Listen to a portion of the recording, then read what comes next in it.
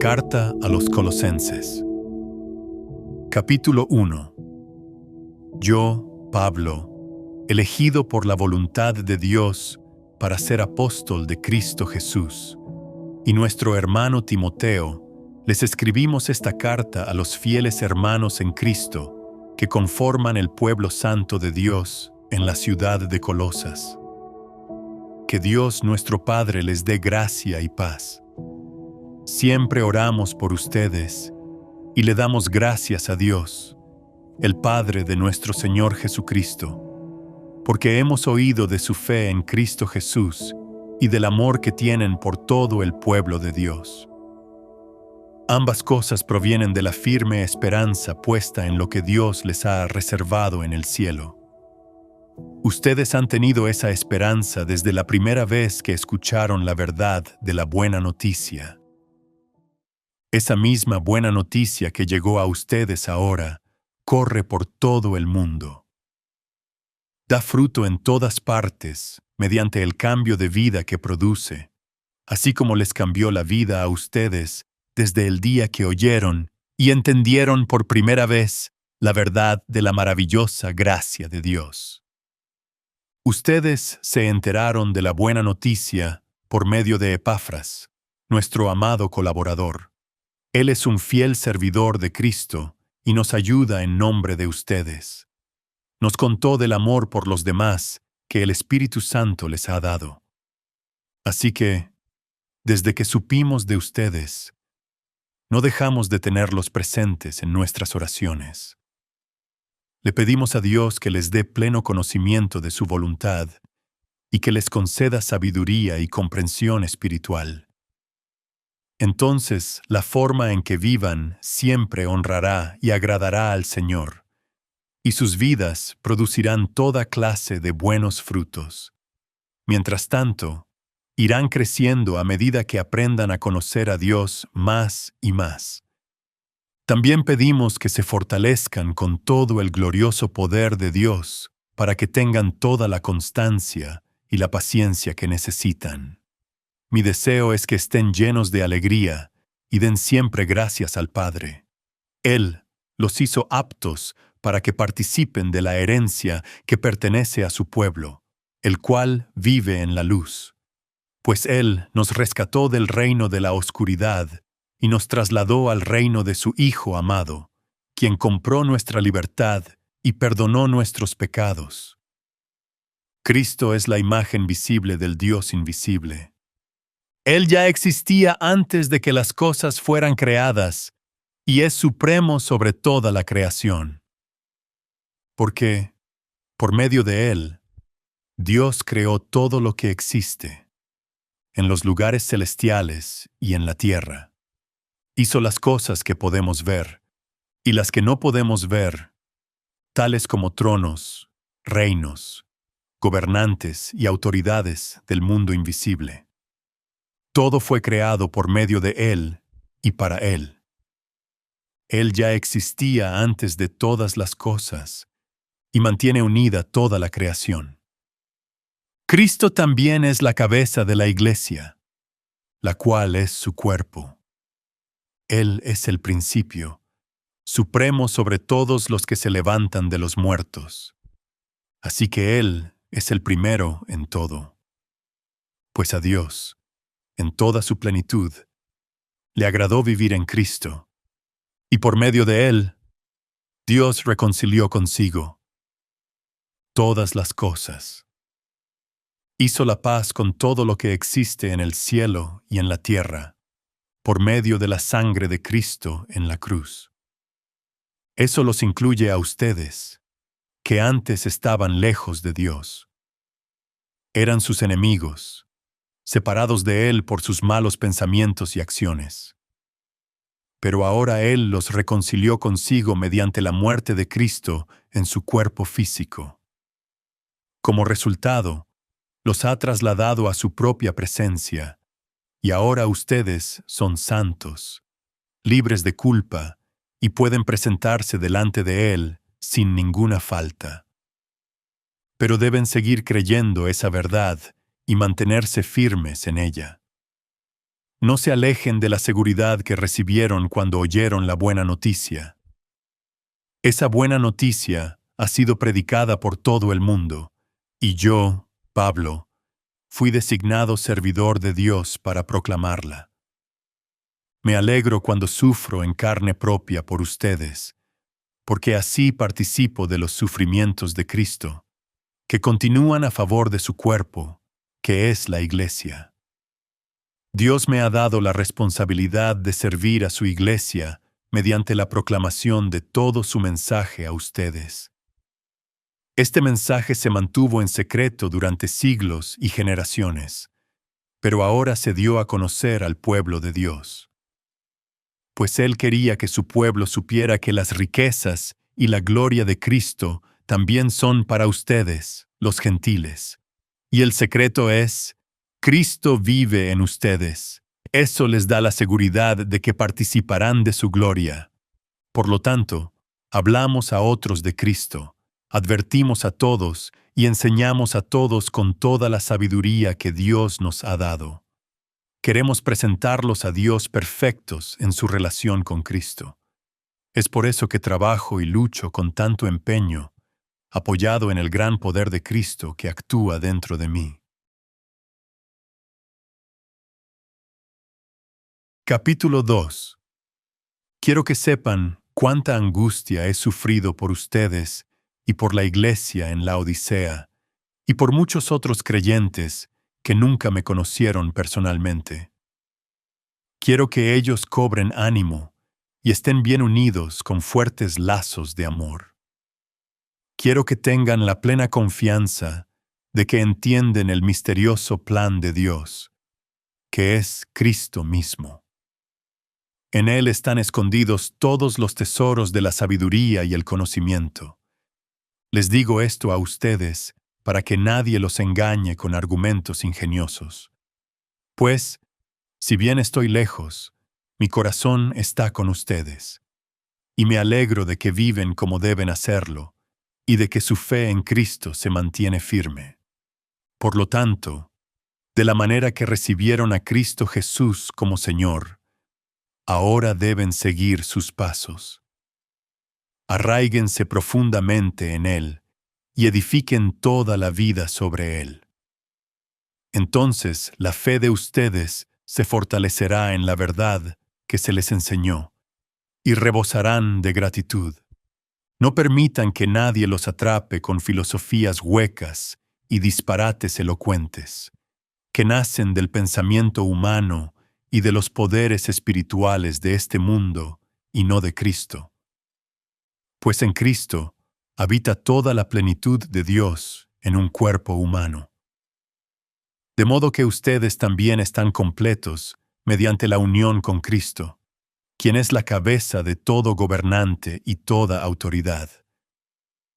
Cuando ustedes llegaron a Cristo, fueron circuncidados, pero no mediante un procedimiento corporal. Cristo llevó a cabo una circuncisión espiritual, es decir, les quitó la naturaleza pecaminosa. Pues ustedes fueron sepultados con Cristo cuando se bautizaron. Y con Él también fueron resucitados para vivir una vida nueva, debido a que confiaron en el gran poder de Dios, quien levantó a Cristo de los muertos. Ustedes estaban muertos a causa de sus pecados, y porque aún no les habían quitado la naturaleza pecaminosa.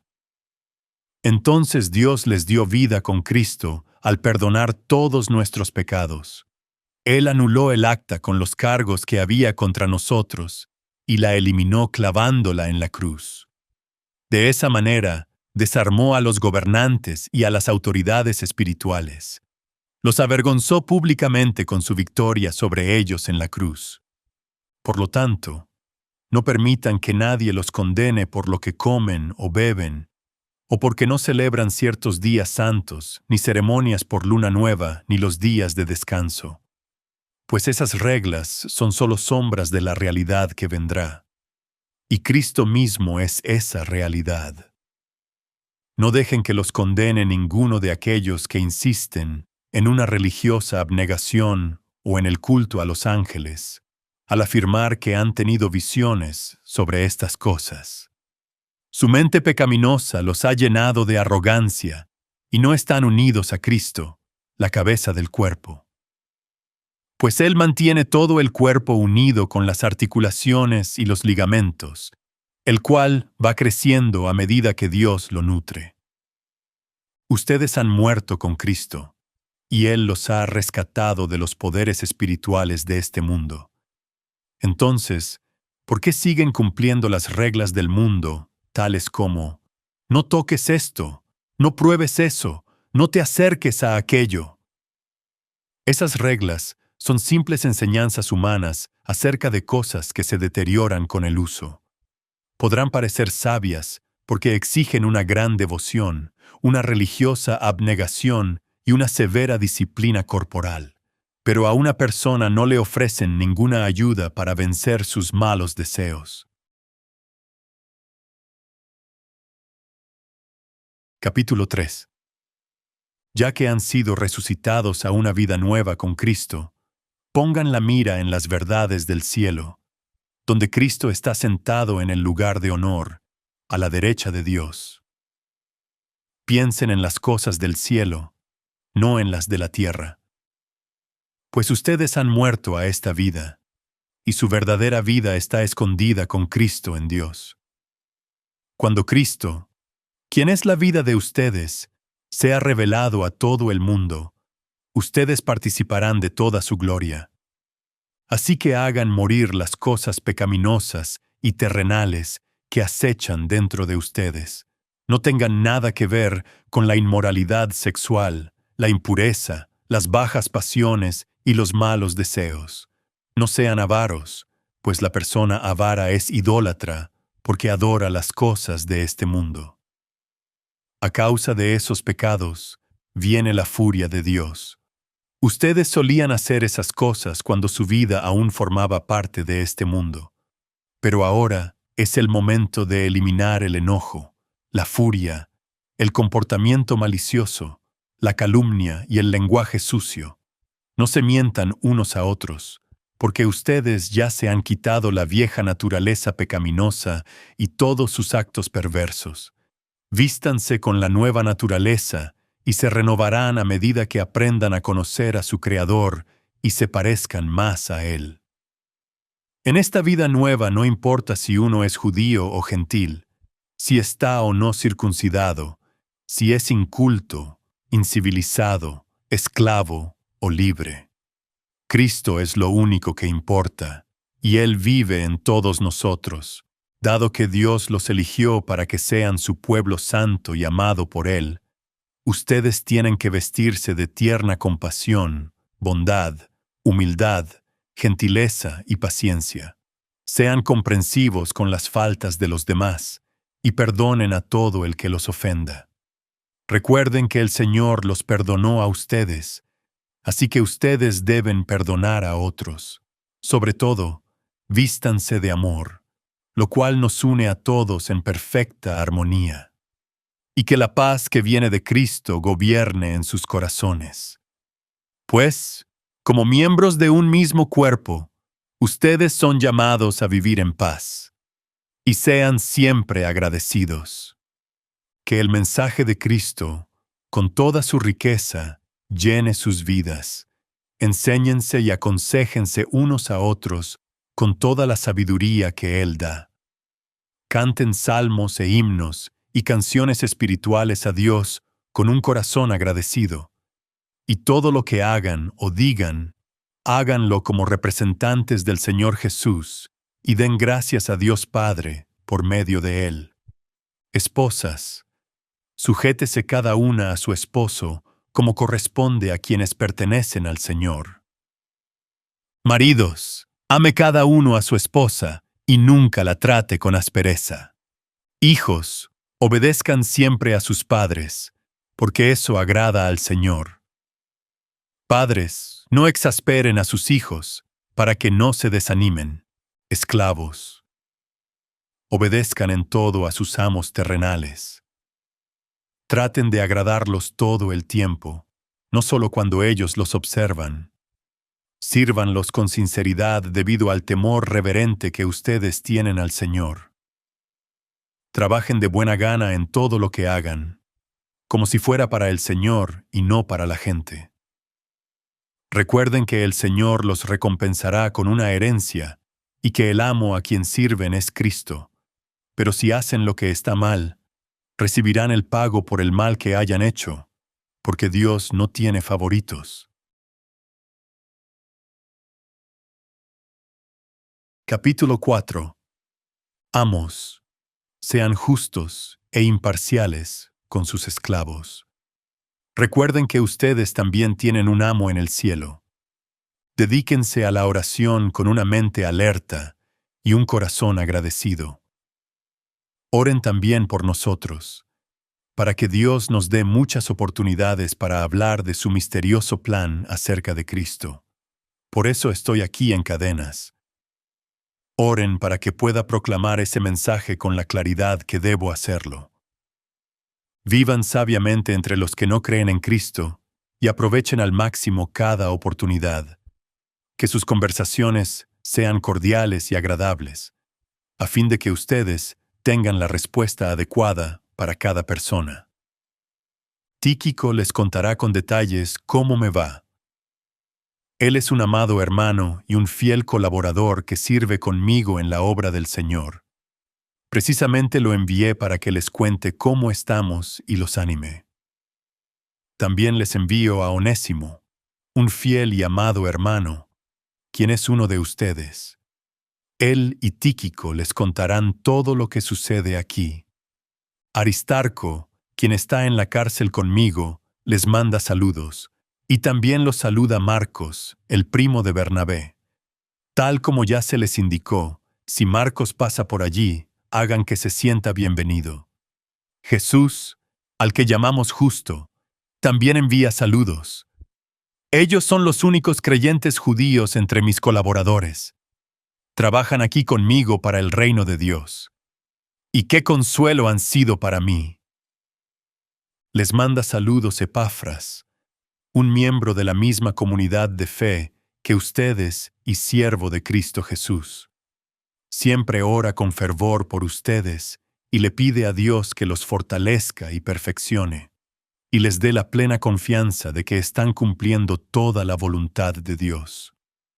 Puedo asegurarles que Él ora intensamente por ustedes y también por los creyentes en Laodicea y en Hierápolis. Les manda saludos Lucas, el médico amado, y también Demas. Les ruego que saluden de mi parte a nuestros hermanos en Laodicea, y también a Ninfas y a la iglesia que se reúne en su casa. Una vez que hayan leído esta carta, pásenla a la iglesia en Laodicea para que ellos también puedan leerla. Y ustedes deberían leer la carta que les escribí a ellos. Además, díganle a Arquipo, asegúrate de llevar a cabo el ministerio que el Señor te dio. Firmo mi propio saludo de puño y letra. Pablo. Recuerden que estoy en cadenas. Que la gracia de Dios sea con ustedes. Has escuchado la carta a los colosenses. Este mensaje profundo y cristocéntrico que acabas de recibir es una de las cartas más teológicamente ricas del Nuevo Testamento. Cada párrafo exalta a Cristo, revelando su supremacía sobre toda la creación, su suficiencia completa para nuestra salvación y las implicaciones prácticas de vivir unidos a Él. Esta carta fue escrita por el apóstol Pablo aproximadamente 30 años después de la resurrección de Jesucristo, probablemente alrededor del año 60 del primer siglo. Pablo estaba prisionero cuando escribió estas palabras, encadenado en Roma, esperando juicio ante el emperador Nerón. A pesar de sus circunstancias difíciles, Pablo no estaba enfocado en sí mismo, sino en las necesidades espirituales de iglesias que nunca había visitado personalmente. Colosas era una ciudad en la región de Frigia, en lo que hoy es Turquía occidental. había sido una ciudad importante en el pasado, pero para el tiempo de Pablo había declinado en influencia, eclipsada por ciudades vecinas como Laodicea y Hierápolis. Sin embargo, para Dios, ninguna iglesia es insignificante. Pablo sentía carga pastoral por los creyentes colosenses, aunque nunca los había conocido cara a cara. La iglesia en Colosas fue fundada no por Pablo, sino por Epafras, uno de sus colaboradores. Epafras había escuchado el Evangelio durante el ministerio de Pablo en Éfeso y luego regresó a su ciudad natal de Colosas para compartir las buenas nuevas. Una iglesia nació allí y Epafras sirvió fielmente como su pastor. Pero surgió un problema serio. Falsos maestros habían infiltrado la iglesia colosense, promoviendo una mezcla peligrosa de ideas que amenazaban el Evangelio. Combinaban elementos del judaísmo como requisitos de circuncisión y observancia de días santos, filosofía griega con su énfasis en conocimiento secreto, y misticismo con su adoración de ángeles y experiencias visionarias. Todo esto se presentaba como conocimiento superior que complementaba la fe en Cristo. Epafras estaba profundamente preocupado. Viajó a Roma para consultar con Pablo, quien estaba prisionero allí. Pablo escuchó sobre la situación y escribió esta carta para confrontar estos errores y reafirmar la suficiencia completa de Cristo. La carta fue llevada de regreso a Colosas por Tíquico, acompañado por Onésimo, el esclavo fugitivo que se había convertido bajo el ministerio de Pablo. La carta comienza con una introducción típica de Pablo.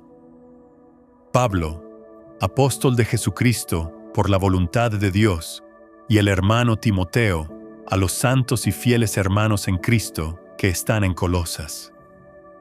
Gracia y paz sean a ustedes, de Dios nuestro Padre y del Señor Jesucristo. Pablo establece su autoridad apostólica y bendice a los lectores con gracia y paz. Siempre que oramos por ustedes, damos gracias a Dios, Padre de nuestro Señor Jesucristo. Pablo comenzaba sus oraciones con acción de gracias. A pesar de los problemas en Colosas, había mucho por lo cual estar agradecido. Habiendo oído de su fe en Cristo Jesús y del amor que tienen a todos los santos, a causa de la esperanza que les está guardada en los cielos. Esta trinidad de virtudes cristianas aparece frecuentemente en las cartas de Pablo. Fe, amor y esperanza. La fe los conecta a Cristo. El amor fluye hacia otros creyentes. La esperanza está asegurada en el cielo. Estas tres son inseparables en la vida cristiana auténtica. De esta esperanza ya han oído por la palabra verdadera del Evangelio, que ha llegado hasta ustedes, así como a todo el mundo. El Evangelio no es teoría local, sino verdad universal, que está dando fruto en todo el mundo conocido, y está dando fruto y creciendo también en ustedes, desde el día que oyeron y conocieron la gracia de Dios en verdad. El Evangelio genuino siempre produce fruto. Cuando las personas realmente entienden la gracia de Dios, sus vidas cambian. Si no hay transformación visible, hay razón para cuestionar si realmente se ha comprendido el Evangelio. Como lo aprendieron de Epafras, nuestro consiervo amado, que es un fiel ministro de Cristo para ustedes. Pablo elogia a Epafras, quien había sido instrumento de Dios para llevar el Evangelio a Colosas. Él también nos ha declarado el amor de ustedes en el Espíritu. El amor de los colosenses por Pablo y sus colaboradores era evidencia del Espíritu Santo obrando en ellos, por lo cual también nosotros, desde el día que lo oímos, no cesamos de orar por ustedes, Pablo oraba constantemente por los colosenses. Su oración no era vaga sino específica, y de pedir que sean llenos del conocimiento de su voluntad en toda sabiduría e inteligencia espiritual. Pablo quería que conocieran profundamente la voluntad de Dios, no simplemente hechos sobre Dios, sino comprensión transformadora capacitada por el Espíritu. El propósito de este conocimiento es práctico, para que anden como es digno del Señor, agradándole en todo, llevando fruto en toda buena obra y creciendo en el conocimiento de Dios. El conocimiento verdadero de Dios siempre resulta en obediencia práctica. Conocer a Dios significa vivir de manera que le agrade, fortalecidos con todo poder, conforme a la potencia de su gloria, para toda paciencia y longanimidad. El poder de Dios no es principalmente para realizar milagros espectaculares, sino para perseverar pacientemente en medio de dificultades. Con gozo dando gracias al Padre, que nos hizo aptos para participar de la herencia de los santos en luz. Dios nos calificó para recibir herencia que no merecíamos. Él nos ha librado de la potestad de las tinieblas y trasladado al reino de su amado Hijo. Esta es una transferencia completa. Fuimos rescatados del dominio de Satanás y transportados al reino de Cristo, en quien tenemos redención por su sangre, el perdón de pecados. Luego viene uno de los pasajes cristológicos más profundos de toda la Escritura. Pablo presenta a Cristo en toda su magnificencia. Él es la imagen del Dios invisible, el primogénito de toda creación. Cristo no es simplemente un profeta o maestro sabio. Él es la imagen visible del Dios invisible. Verlo a Él es ver al Padre. El término primogénito no significa que Cristo fue creado. Significa que tiene la posición de supremacía y derecho de herencia.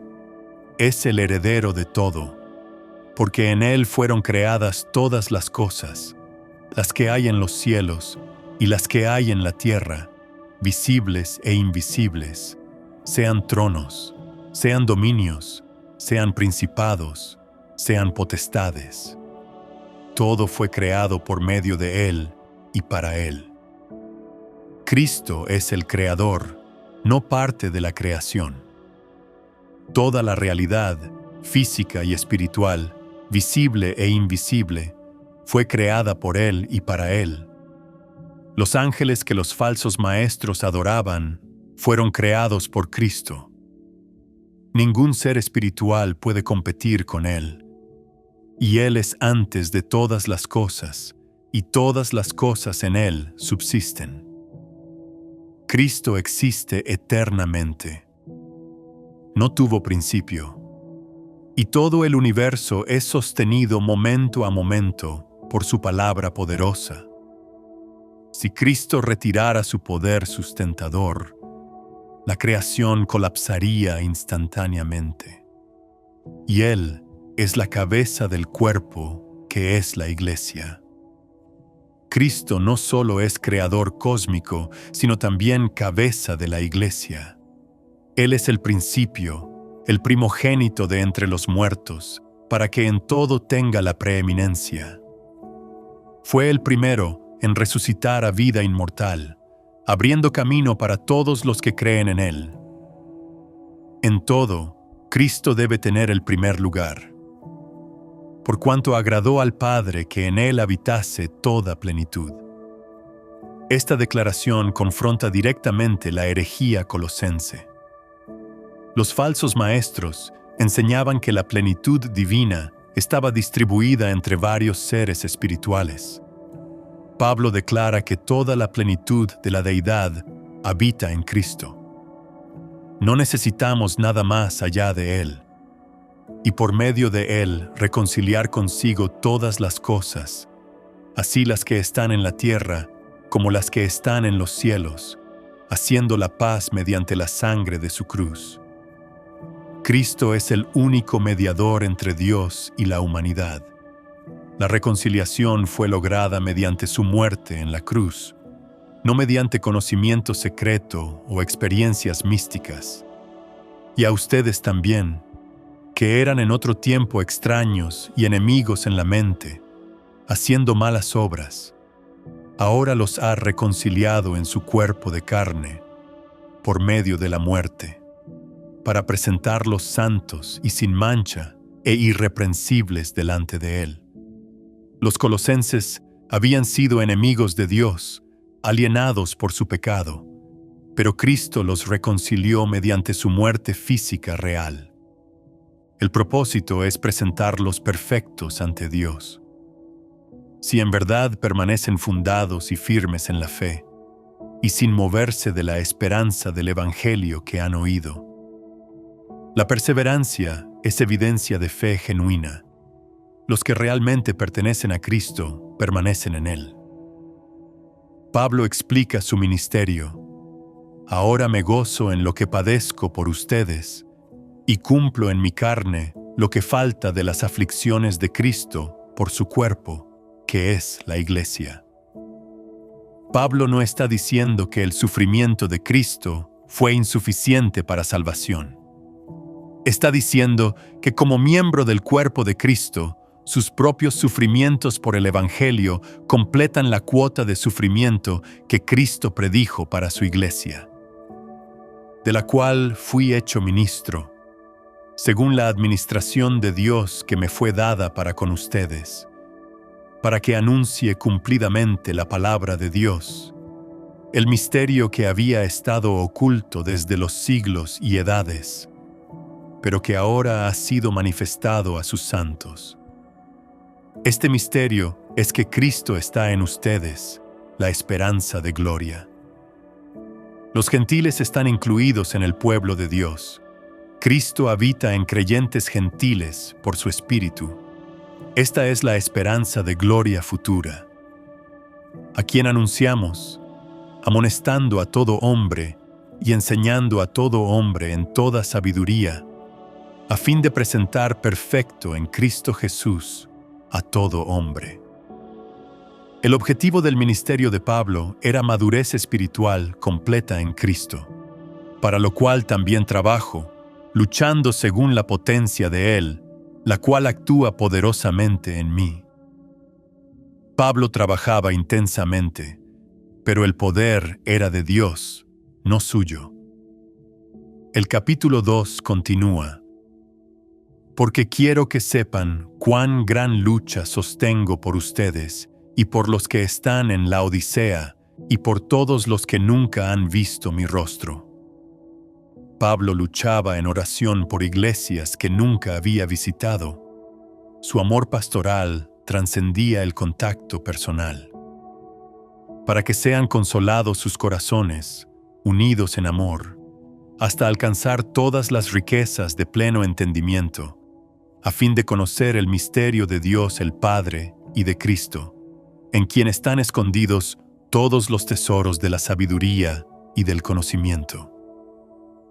Esta declaración confronta directamente a los falsos maestros que prometían conocimiento secreto superior. Pablo declara que todos los tesoros de sabiduría y conocimiento están escondidos en Cristo. No necesitamos buscar en otra parte. Cristo es suficiente. Y esto lo digo para que nadie los engañe con palabras persuasivas. Pablo advierte contra retórica convincente que suena espiritual, pero contradice el Evangelio. Porque aunque estoy ausente en cuerpo, no obstante en espíritu estoy con ustedes, gozándome y mirando su buen orden y la firmeza de su fe en Cristo. Por tanto, de la manera que han recibido al Señor Jesucristo, anden en Él, arraigados y sobreedificados en Él, y confirmados en la fe, así como han sido enseñados, abundando en acciones de gracias. Como recibieron a Cristo por fe simple, así deben continuar en Él. La vida cristiana comienza y continúa por fe. no por obras o conocimiento especial. Miren que nadie los engañe por medio de filosofías y huecas sutilezas, según las tradiciones de los hombres, conforme a los rudimentos del mundo, y no según Cristo. Los falsos maestros promovían filosofía humana mezclada con elementos del mundo, no verdad centrada en Cristo, porque en Él habita corporalmente toda la plenitud de la deidad. Esta es una de las declaraciones más claras de la deidad de Cristo en toda la Escritura. Cristo no es parcialmente divino o semidivino. Toda la plenitud de Dios en forma corporal habita en Él. Y ustedes están completos en Él, que es la cabeza de todo principado y potestad. Los creyentes no necesitan nada más allá de Cristo. Están completos en Él. No hay vacío que necesite llenarse con filosofía, misticismo o legalismo. En Él también fueron circuncidados, con circuncisión no hecha a mano, al echar de ustedes el cuerpo pecaminoso carnal, en la circuncisión de Cristo. Los creyentes han experimentado circuncisión espiritual, la remoción del poder del pecado, no mediante ritual físico, sino mediante unión con Cristo, sepultados con Él en el bautismo, en el cual fueron también resucitados con Él, mediante la fe en el poder de Dios que lo levantó de los muertos. El bautismo simboliza nuestra identificación con la muerte, sepultura y resurrección de Cristo. No es el acto físico, sino la fe en el poder de Dios lo que salva. Y a ustedes, estando muertos en pecados y en la incircuncisión de su carne, os dio vida juntamente con Él, perdonándoles todos los pecados, anulando el acta de los decretos que había contra nosotros, que nos era contraria, quitándola de en medio y clavándola en la cruz. La ley acusaba y condenaba. Éramos culpables ante sus demandas justas. Pero Cristo tomó esa acusación y la clavó en la cruz. Pagó la deuda completa, y despojando a los principados y a las potestades, los exhibió públicamente, triunfando sobre ellos en la cruz. Los poderes espirituales que los falsos maestros temían fueron derrotados por Cristo en la cruz. No debemos temerlos ni adorarlos. Cristo triunfó sobre ellos públicamente. Por tanto, nadie los juzgue en comida o en bebida, o en cuanto a días de fiesta, luna nueva o días de reposo. Estas eran sombras de lo que había de venir, pero el cuerpo es de Cristo. Las regulaciones del Antiguo Testamento eran sombras que apuntaban hacia Cristo. Ahora que Cristo ha venido, la sustancia está aquí. No debemos regresar a las sombras. Nadie los prive de su premio, afectando humildad y culto a los ángeles, entremetiéndose en lo que no ha visto, vanamente hinchado por su propia mente carnal. Los falsos maestros se jactaban de visiones y experiencias místicas, adoraban ángeles y promovían falsa humildad. Todo esto era orgullo disfrazado, y no haciéndose de la cabeza, en virtud de quien todo el cuerpo, nutriéndose y uniéndose por las coyunturas y ligamentos, crece con el crecimiento que da Dios.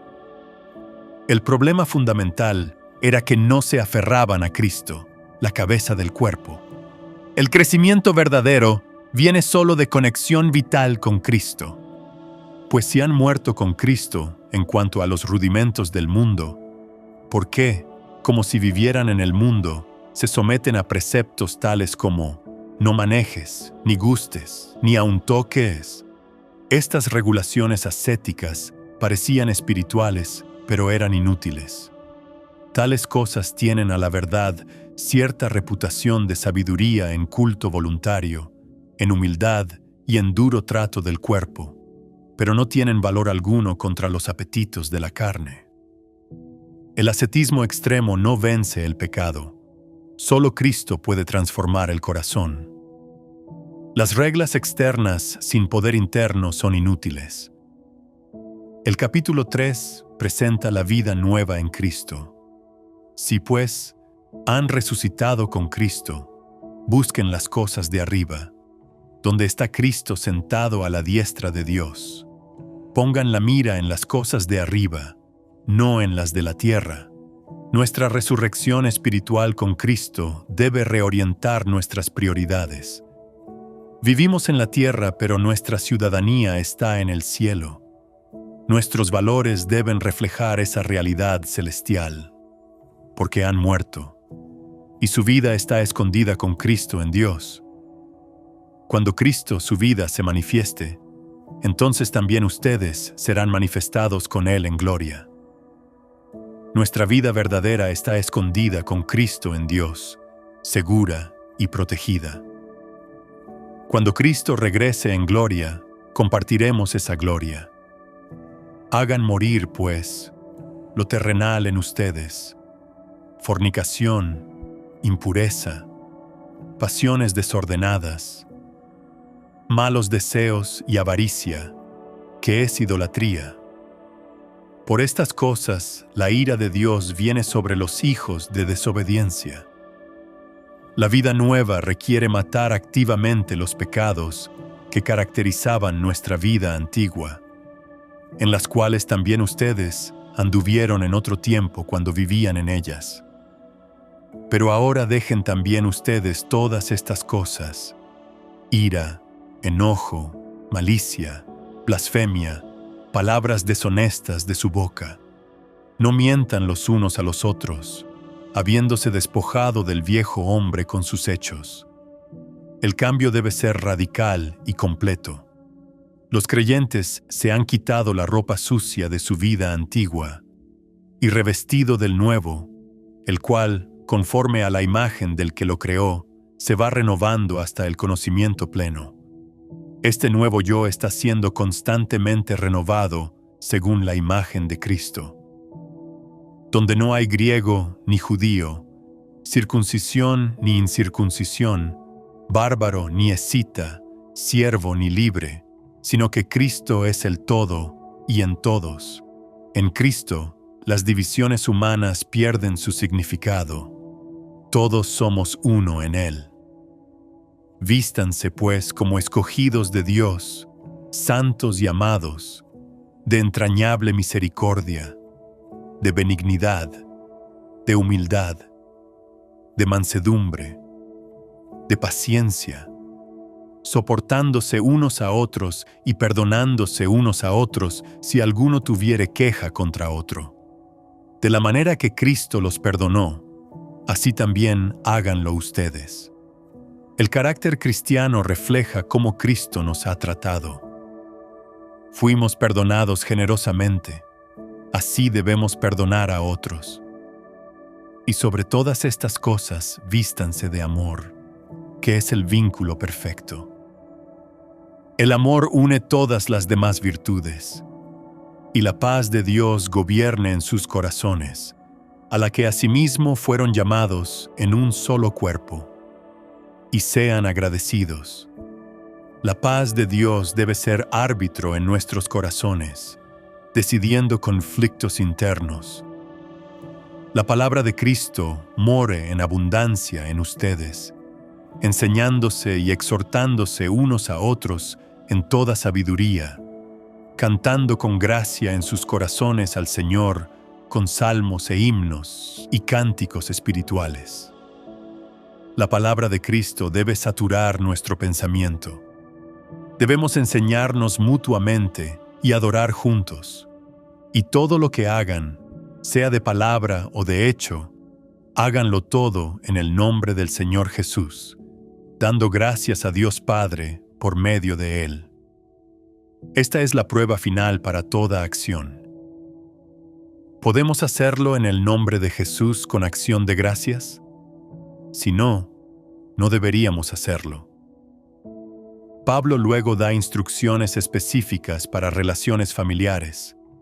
Casadas, sométanse a sus maridos, como conviene en el Señor. Maridos, amen a sus mujeres y no sean ásperos con ellas. Hijos, obedezcan a sus padres en todo, porque esto agrada al Señor. Padres, no exasperen a sus hijos, para que no se desalienten. Siervos, obedezcan en todo a sus amos terrenales, no sirviendo al ojo, como los que quieren agradar a los hombres, sino con corazón sincero, temiendo a Dios. Y todo lo que hagan, háganlo de corazón, como para el Señor y no para los hombres, sabiendo que del Señor recibirán la recompensa de la herencia, porque a Cristo el Señor sirven. El trabajo debe hacerse como para Cristo, no solo para supervisores humanos. Amos, hagan lo que es justo y recto con sus siervos, sabiendo que también ustedes tienen un amo en los cielos. El capítulo 4 concluye con exhortaciones finales. Perseveren en la oración, velando en ella con acción de gracias, orando también al mismo tiempo por nosotros, para que el Señor nos abra puerta para la palabra, a fin de dar a conocer el misterio de Cristo, por el cual también estoy preso, para que lo manifieste como debo hablar. Anden sabiamente para con los de afuera, redimiendo el tiempo. Sea su palabra siempre con gracia, sazonada con sal, para que sepan cómo deben responder a cada uno. Nuestro hablar con incrédulos debe ser lleno de gracia, pero también preservante como sal. Pablo concluye con saludos personales e instrucciones finales. La gracia sea con ustedes. Amén. Ahora bien, ¿qué significa todo esto para ti? Esta carta te presenta a Cristo en toda su magnificencia. Él no es simplemente un maestro sabio o profeta inspirado. Es el creador y sustentador de todo lo que existe. Toda la plenitud de Dios habita en Él. Todos los tesoros de sabiduría y conocimiento están escondidos en Él. Él es completamente suficiente. Si no eres creyente, necesitas arrepentirte de tus pecados y confiar en Cristo. Estabas muerto espiritualmente, enemigo de Dios, condenado bajo su ira. Pero Cristo puede reconciliarte mediante su muerte en la cruz. Puede perdonar todos tus pecados. Puede darte vida nueva. El arrepentimiento es reconocer tu rebelión contra Dios y cambiar de dirección. Confiar en Cristo es creer que Él murió por tus pecados y resucitó. Cuando te arrepientes y crees, Dios te perdona completamente, te da vida nueva, te traslada de las tinieblas a su reino. El bautismo es el primer paso de obediencia. Simboliza tu identificación con la muerte, sepultura y resurrección de Cristo. No lo pospongas. Si ya eres creyente, examina si has estado buscando algo más allá de Cristo. ¿Piensas que necesitas experiencias místicas especiales? ¿Conocimiento secreto? ¿Cumplimiento de reglas religiosas? ¿Visiones o revelaciones privadas? Esta carta declara que estás completo en Cristo. Él es suficiente. Pon tu mente en las cosas de arriba. Vives en la tierra, pero tu ciudadanía está en el cielo. Tus valores deben reflejar esa realidad. Busca primero el reino de Dios. Haz morir lo terrenal en ti. La vida nueva requiere matar activamente los pecados de tu vida antigua. Esto no es opcional, sino esencial. El Espíritu Santo te capacita, pero debes cooperar activamente. Revístete del nuevo hombre. Desarrolla activamente el carácter cristiano, compasión, bondad, humildad, mansedumbre, paciencia, perdón, amor. Estas cualidades no aparecen automáticamente, sino mediante decisión consciente de vivir como Cristo. Que la palabra de Cristo more abundantemente en ti. Lee las Escrituras regularmente. Medita en ellas. Memorízalas. Deja que saturen tu pensamiento y moldeen tu carácter. Haz todo en el nombre de Jesús con acción de gracias. Esta es la prueba para toda decisión. Si no puedes hacerlo en el nombre de Cristo con gratitud, no lo hagas. Comparte este mensaje con otros. Hay personas que están siendo engañadas por filosofías que prometen más que Cristo. Hay creyentes que piensan que necesitan algo además de Cristo. Esta carta les muestra que Cristo es completamente suficiente. La carta a los Colosenses nos recuerda que Cristo es supremo sobre todo. Él es el creador, sustentador, reconciliador y cabeza de la Iglesia. Toda la plenitud de Dios habita en Él. Estamos completos en Él. No necesitamos nada más. Que contemples la gloria de Cristo. Que encuentres tu suficiencia completa en Él. Que pongas tu mente en las cosas de arriba. Que vistas el carácter de Cristo. Que hagas todo para su gloria. Y que Cristo tenga en todo la preeminencia en tu vida. Amén.